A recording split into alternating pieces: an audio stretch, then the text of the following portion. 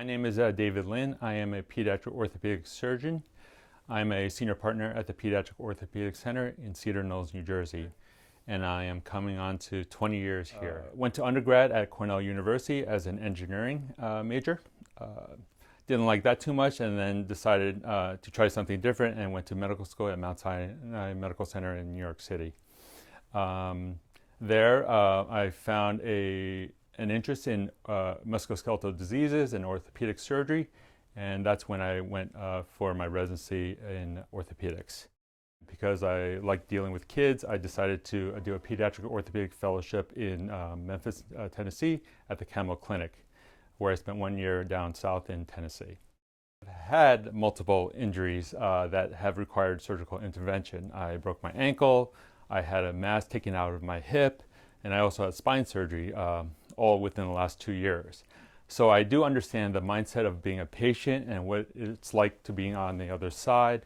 In orthopedics, this is a very physical field, it's very hands-on, and as a former athlete with other sports injuries in my background, I kind of had a little insight in how these kids were getting injured and how they were feeling. So I take that experience and bring it to my practice. Whenever a child comes in with an injury, I kind of figure out what motivates them, how they were injured, and how I can get them back to playing sports or going back to their pre-injury levels of activity as quickly as possible. And with kids, we try to minimize surgery and treat most kids with either casting or therapy or bracing rather than going right to the operating room. My greatest patient success story is not necessarily one that comes to mind, but the beautiful thing about our field is that kids want to heal and they want to get back to stuff.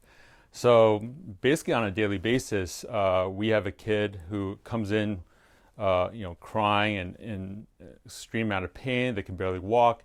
You brace them, cast them, or if needed, we operate them. And within a few weeks, we're getting them walking, and we see them back on the field.